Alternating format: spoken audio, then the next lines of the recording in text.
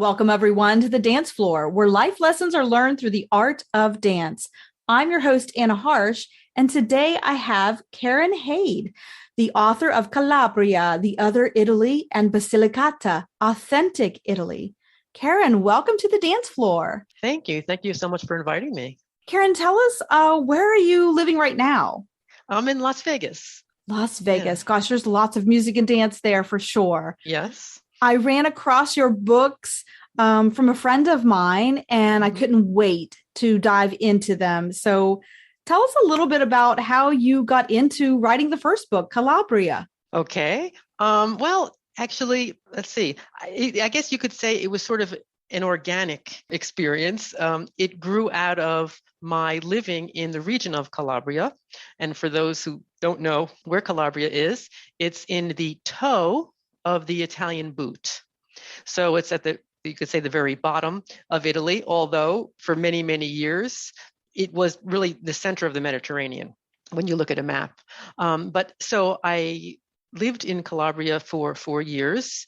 And why did I live in Calabria? Because I had studied the Italian language and I wanted to have an immersive experience in Italy. And so I just ended up there.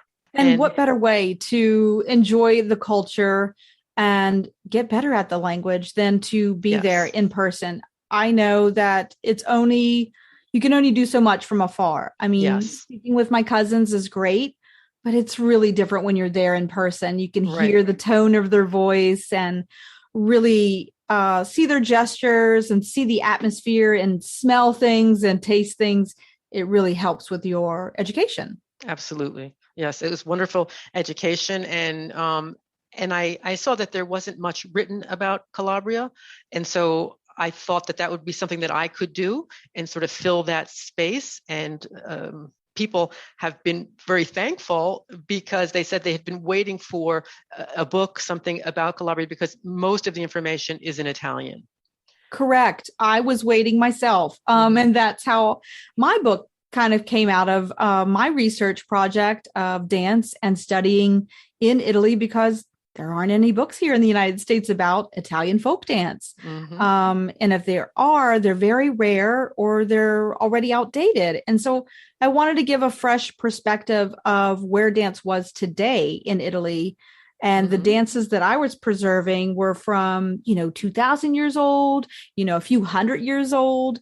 And dance in Italy is really, these sacred folk dances or authentic dances are really passed on from generation to generation. It's not something that's written down or, on a video that we show in schools or anything. Right. It's not set in time. It's not set in time. Right. And so like you have to go. I had to find teachers. You have to be there to not only enjoy the dancing, but a lot of the other aspects of the culture sneak into the dancing. There's dances about farming and giving praise and honor to the ground, for the crops and the earth. Yes. And it's very, like you say in your book, it's very untamed in Calabria.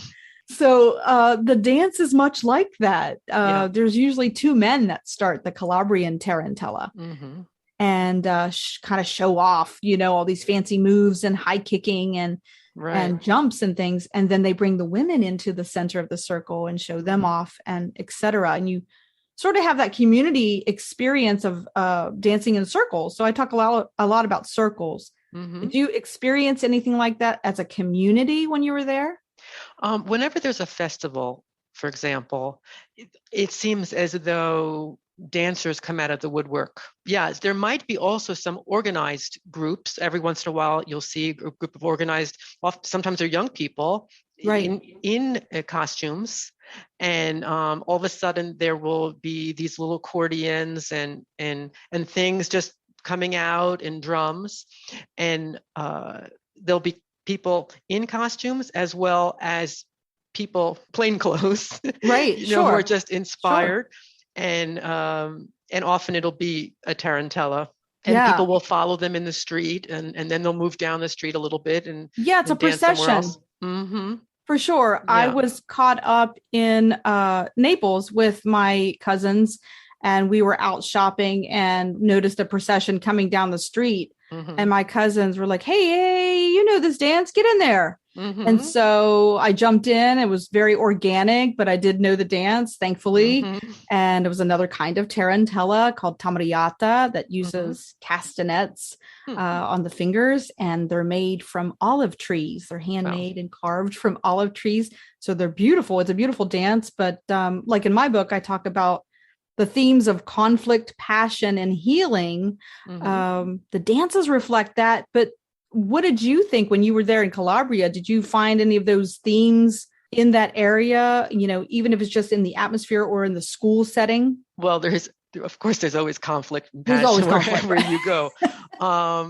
You also, in the dance and music, you hear and you see a lot about the brigands, for example. So I don't know if there are any dances that come from that period. Tell us more from about the 19th century, Okay. the time of Italian unification. Right. And so there are certainly a lot of songs For sure. about that period, because it was a difficult period. And after that, that is why so many people then left and went to the United States and other places. Right. And that's what my grandparents did. They left in the early 1900s and came to the United States and got married and had families here. You know, and I'm the second generation of that event. But yeah, the Calabrian Tarantella is very lively. I think that reflects the people that live there. They're very vivacious. They're very lively. They definitely will want to feed you no matter what. Right. And as you know, or many of the listeners might know, you know, meals take forever there. And they can. You know, it could be a few hours of a process. And I think they really enjoy each other's company is part of the, you know, that's part of the culture and part of the atmosphere that I don't think we have here in the United States. We don't really sit down for a 3-hour meal. Well, maybe Thanksgiving. In contemporary times, they don't. They do. Of course, if it's a meal with friends and et cetera, et cetera. And yes, they have more weekly meals that are bigger than we do. But when you think maybe even 50 years ago in the United States, we had more of those types of meals on the weekends, on a Sunday, for sure, that extended. But with our modern times, of course, that's kind of going away. But of course, still, when you go there, and especially if you eat in a country style type restaurant, an agriturismo, you will get that exact experience. For sure, you'll get that family table experience that I miss and I loved there. That was just one of the highlights. Right. What do you think about traveling throughout Italy? I know it's really can be difficult, especially in that region. You know, the further south you go, it's challenging to find a ride. There's no taxis per se, like you would experience here at a bigger city. Yes. Well, transportation can be a challenge, and a lot of reasons. In Italy, of course, there are many mountains. Right. And Calabria, for example, is one of those regions with a lot of mountains. And so they do have buses, but seeing as they don't have that many tourists, the buses aren't really for the tourists or for the school children to go back and forth to school. So that usually does not work for the tourists, because the school child wants to come down from the mountains in the morning and you want to go up to the mountains to see something. And then it's the reverse. But when you get up there, there might not be a place to stay, or so it can be difficult. There are trains, of course, they go down the coasts. Right. Way back in the day, there used to be more little trains that even went through the mountains. So you have to plan. Yes, that is one of the biggest tips I tell people before they go. Yeah. You know, have a plan and have a backup plan to that plan because it might go out the window when you get there. Yes. Yeah. And as far as timing, not everything is on time. Right. In Europe in general, some things are really strict. I noticed in the further north you go in Italy, it's very like precise and a lot of precision. But the further south you go, it's like, we're going to get there eventually. It can be. I one time I was taking I did it a number of times. I did intensive language schools in Italy, and in Rome, one time I remember there was a class and there was a discussion, and these are kind of discussions that you would have in the language, so in Italian, and partly to use the language, but they would also be current themes. And one of them was how do you feel as a foreigner about the lateness, et cetera, et cetera. And an interesting point that the teacher brought up was, well, you have to realize that for us, it's difficult for us to be on time. It's practically impossible most of the time because, let's say, the transportation isn't there. And so they may have good intentions. Of course, we as Americans, if we really want to be there on time, we might leave 2 hours ahead of time. Right. Oh, yeah. That's something to think about. Yeah, for sure. Because we know how we always say, oh, we're going to be late if we don't get there in time. But I remember in Switzerland, as an American, I had that feeling, and I was going to have to get to the airplane and whatever. And my Swiss friend said to me, oh, no, you just, the bus is coming at, 8:20, and that'll get you down to the train station at 8:27. And then, your train's at 8:35. You'll be fine. Plenty of time. Wow. And I was thinking, are you sure I don't need to leave on the one that comes half an hour? No. The cultural thing. It was like clockwork. Mean, literally. And so, it just depends on what your perspective is. Even as an American, I was like, what? Right. It is jarring, and it's shocking when you get there if you don't know what to expect. Yes. So that's a great tip, or just something to think about when you do arrive. Maybe put your cultural differences aside and just adopt a few new ones, and maybe the meals and the timing, slow things down a little bit and enjoy where you are rather than hurrying up to where you want to be. Mm-hmm. You have to be flexible. You have to be flexible. And I think that's one of the lessons that I learned, by going more often is, take a minute for your family, take a minute to enjoy your surroundings, and take a minute to enjoy and appreciate those things around you before you move forward to your next thing. Mm-hmm. I know that I apologized to my teacher when I arrived just a 5-minute late, because I had difficulty finding the building. It wasn't really clearly marked. Mm-hmm. So my cousins helped me find the building, and, we all apologized for arriving late. And she's like, we haven't even started yet. No worries. Well, you came from America, so it didn't seem that late. Relatively speaking, yeah. I was like early. Mm-hmm.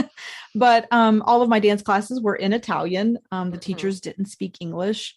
So I struggled a little bit, but dance is sort of universal. I caught on, and having my dance degree really definitely helped. Right. But I learned directions in Italian really quickly, right and left and up and down. And so working with a partner that didn't speak English, they're very, the classes are different because it's very immersive. Like she'll teach a few steps and then, okay, let's do it. Mm-hmm. The music comes on, or, the musicians will be playing, and you jump right into the circle and do it. There's no, well, wait a minute, is this on count 5, or do I point my foot on 6? Nope.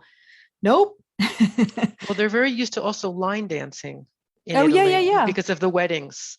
And sure. It's amazing how they all seem to know. Absolutely. And they all they look and they follow. So that it is sort of surprising when the first time you see line dancing. It is surprising. Yeah. And sometimes, I'll look at the older generations that I see there, and they're in their 80s and they're getting up to dance. They're like, no, I know this one. I got it. And I'm like worried. Are they going to fall? Are you going to be okay? Because we just don't see that in the United States. Yeah. They take their arts very seriously there. And if you don't know how to dance or sing or music or paint, or at least be able to appreciate it and know something about it, they kind of look at you like, what's wrong with you? Well, no, I think that it's always feels like a family situation. Yeah. So, and also if you go to these summer hotels where they call them villaggio, like a village. Mm-hmm. They also have entertainment at night, and people are used to just joining into the entertainment. Yeah, the singing and dancing. It's not just the people who, like you say, are good at it, right? Or who necessarily like it. It's everybody. Yeah, it's everybody. Mm-hmm. It's part of their lifestyle there. Mm-hmm. It's part of life that everybody should experience that. And that was something I could get on board with. I was like, yeah, why doesn't everybody sing and dance? I do, So it was a great time for me. And that's part of the aspect that I was like, oh, gosh, I wish I could take that piece home with me. And I try to simulate that in my dance classes when I teach Italian folk dance, that, don't worry about the steps or the counts of these steps. Just enjoy it. Just experience it. You'll get the hang of it. It's a folk dance. It'll repeat. Right. The dances, the steps, like you said, in a line dance, it's sort of the same way. These dance steps will repeat and they'll come back around and you'll get a chance to improve each time. Right. And then at the next wedding or party or festival, you'll know it. You'll be prepared. And they start them young, like little ones, like little people, little kids that are running around. Those ones that speak Italian perfectly, which you can't believe, but there they are. There they are, and they're showing me these little steps and, they're like 5 and 6 years old. I'm like, wow. I was just so mesmerized with that and impressed with that situation. Karen, we're going to take a little commercial break. And then when we come back, maybe we'll talk a little bit about traveling tips and maybe some tips for writers, new writers like myself and others that are, getting our work out there in different ways. And we'll talk about what we can do better. Right back with Karen.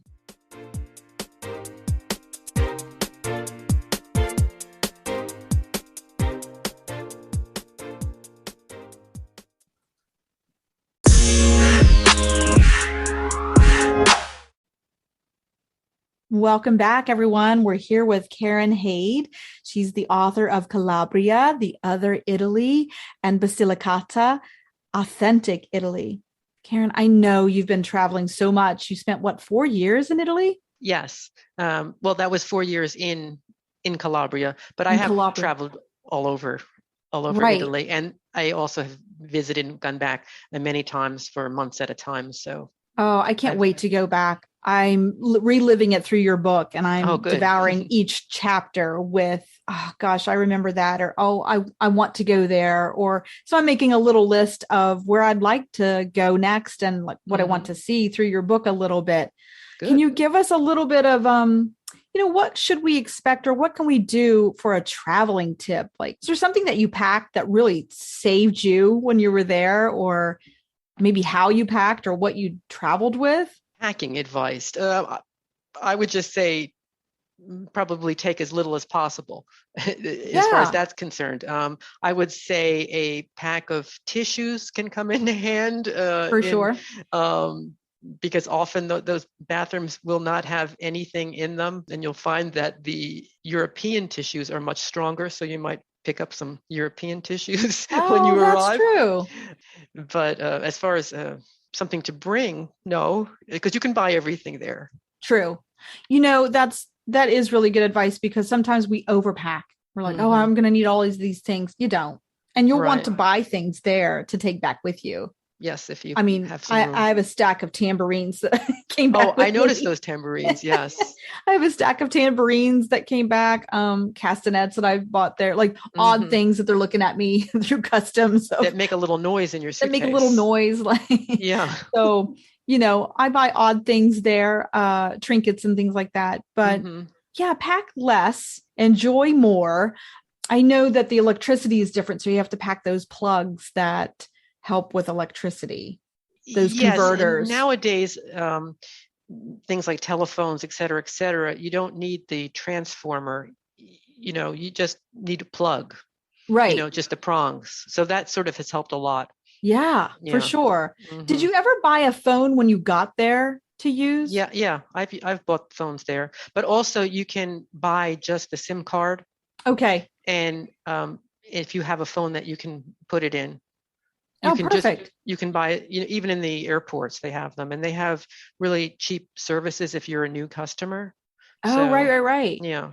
Great tips, Karen. I mean, that really does save and make a difference once you get there. Yeah. But some people just prefer, if they have their phone that they're used to, and, they know how it works and it's the same phone number. They just, they pay for their plan outside the country. Yeah, I think we did that. Yeah, I think we did that. We just bought like a month's worth of, we're going to be in Italy for this month, switch it over and international plan and you just pay for that extra a little bit for the month. So that's true. You can go a lot of different ways with that. Mm-hmm. Those are all great tips, Karen. Yeah. What about writing tips? Your book is so chock filled with details about a little bit of history of the Calabrian, region and where to go and what to see, and even a little bit about the food, which I enjoyed myself. So give us a little bit of tips. As writers, you're so good about describing things. I know show, not tell, right? Well, yeah. Well, yeah. It's funny because the word writer, it seems to have a lot of weight to it, And I remember the first time I heard the word writer associated with me, it was actually in Italy. I was in a school and I was going to be giving a presentation, and I heard somebody say that there was the scrittrice americana has arrived, the American writer. And I was looking around thinking, who is looking for like a Pulitzer Prize winner, that was visiting the school that day, where is she, and then I realized they were talking about me. So really, I felt the same way when I heard choreographer. Yeah. One who makes up and creates dances. I thought, well, certainly that's not me, is it? It sounds like it's a big word. It is a big word. And you're right. It's a new title to yourself, and you don't think of yourself maybe as that. But I think we all have a little bit of writers in us because we all have a story to tell. Right. And I just think your book is laid out so beautifully, and the way you explain and describe things is different from other books. I try to put the reader in my shoes. So I really do try to make it as though I'm seeing it for the first time. Of course, I'm retelling what I'm seeing, but I try not to use too many words. Also, it is pretty concise. Did you have a map? Like, I know you have a map at the beginning, but did you word map? Like, how did you lay out your book and know this is where I'm going to start? And did you write the ending first? No, the ending was your was the process? Ending. Absolutely. The ending was absolutely the ending, because I don't think I could have written the ending if I hadn't written the part before. And some people are the opposite. They'll say, yeah. I wrote the ending and then I went back and wrote the beginning. No, I wasn't sure what the ending was going to be. That's how I was too. 3/4 through. Even though, some people might say a memoir, but it's not. In my mind, it's not a memoir. It's about the place. So it could say it's a memoir of the place. Oh, I like that. It did start out with my first experiences arriving, and so someone would get the feel for what it was like. Right. And then I did start my initial explorations around the area where I lived. And then I wanted to include the whole region, because I really did want to have a book that someone could sort of get to know Calabria through the book. And of course, as in any place, you start looking around and you start visiting places, you realize that it can be never ending. Absolutely. So at a certain point, I had to say, well, that's it. This is what it is. I can't include every single interesting town. I try to you include can't list every statue and every stop that you should make. I was the same way with the dances. Like, I, at some point I have to wrap this up, it's hard. And I tried to give the history really from the beginning up to the present. And I also tried to do it in a light manner. Right. So that someone could have a little smile on their face here and there. And I wanted it to bounce along. So these are all things. And so, I do have to work at it. Oh, for sure. I understand that. I wrote from the beginning a little bit about my dance career, but mostly I wanted to get to how I got to the research in Italy. So it was kind of like, well, what do you tell that came before that? Because all of that sort of affected how I got to Italy, since my grandparents came here and I started dance classes, but that sort of started in the home in the sense of learning some authentic dances, as a child, and then going on to formal dance studios and schools, and then to the university to study dance. So it's like you said, where do you start and where do you begin? Where do you end? Because it can be challenging and you don't want to put everything in there because it's impossible. It would be huge. Right. Yeah. The encyclopedias. So I then afterwards started a blog, and I had an intention of continuing the exploration of going to other towns or even towns that I had visited, but maybe didn't make the book, For sure. And I started doing that. And then I've also in the end have blog posts about places that are in the book too, but from a different Perspective. aspect. Yeah. Different And perspective. that's a great tip right there, is just, maybe you don't want to put everything in your book. Maybe you want to do a little bite size in blog form, or some people do video blogs and they call them vlogs, right? Mm-hmm. So I kind of do the same thing with these podcasts. Like, I have so many life lessons that I've learned from different people and places and things that are all centered around, the arts. And so I couldn't wait to get more guests on to share their life stories and their, what did they learn? Right.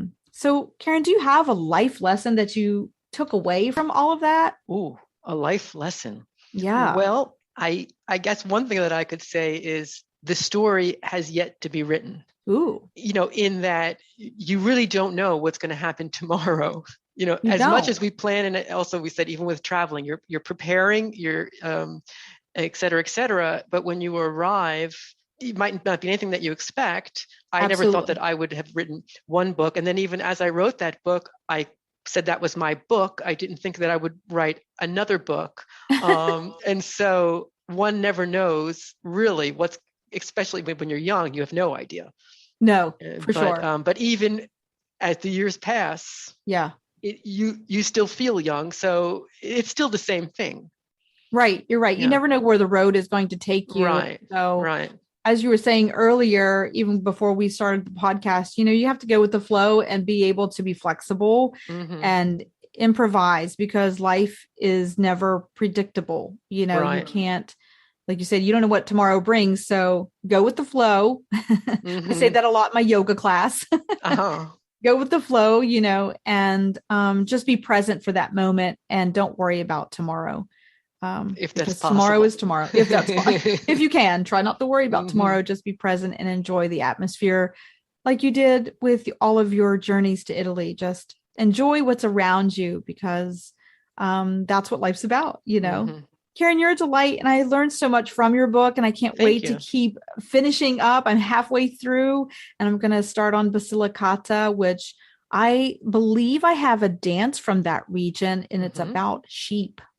Oh, yes. Well, I mean, that probably makes sense to you, but if you're out there, maybe in the next podcast, I'll talk a little bit about the Tarantella that I learned from Basilicata. I'm going to say it's just about sheep.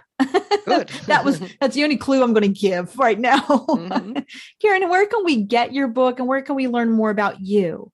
Well, it's easy to get my book. It's everywhere online.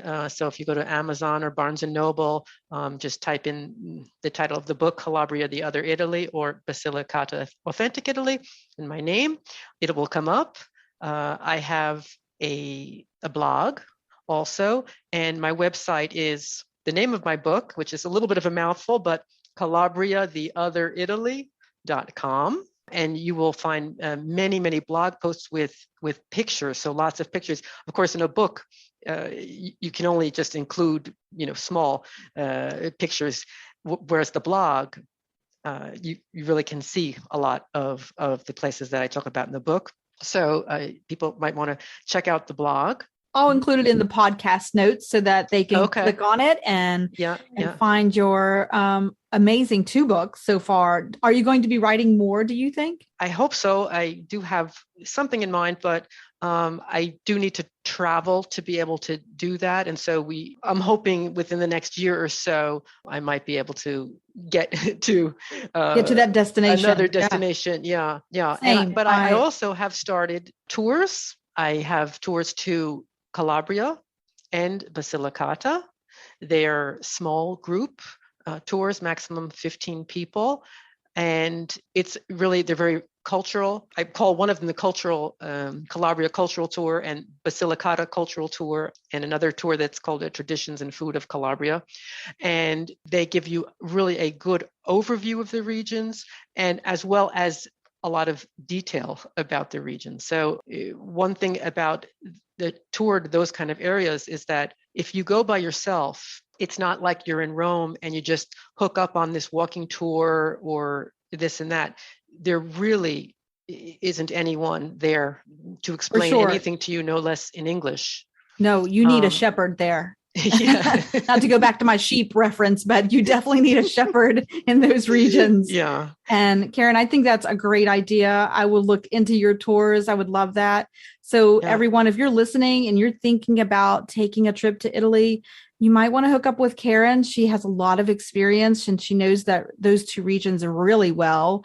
And she's made a lot of recommendations in her books. So pick up her books, read a little bit about it, maybe mark or circle up that book so you know the things that you'd love to see, and then chat up with Karen about touring and taking those trips and having those life experiences and enjoying another culture, even if it's not your own.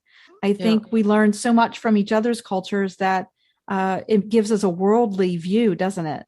Yeah, and there's just another point I'd like to make is that people are always talking about they went to this place or that place and it was so crowded and they had to make their reservations in advance. And in these regions that aren't well known, that are, as they say, off the beaten track, you don't have that. And so you can go to a place and just, it can be more relaxing. And it's amazing how much culture there is. You would think that the Colosseum's in Rome and that's the only place where you can see things about Rome, but that's just not the case. And so that's why I would encourage people to consider going to some of these areas that are less populated, less crowded, and without the tourists. For sure. Calabria is always very beautiful no matter what time of year, but I've gone different times of the year, but to see the Ionian Sea in person is breathtaking. Mm-hmm. Like you said, the prickly pear cactus, gosh, they are enormous and gorgeous. Citrus fruit, all kinds of seafood. Yeah, we haven't even talked about the food in the region. It's even renowned for Italy. Italians look at that region and say, "Oh, si mangia bene, you eat well there." Absolutely. And my grandfather used to say that every day. yeah, and yet there's beauty also. For example, in Calabria, the town of Tropea, which is its tourist town. If Calabria has one, it's of course isn't. It's not elbow to elbow like the Amalfi Coast or anything like that. Right. You still have room to breathe.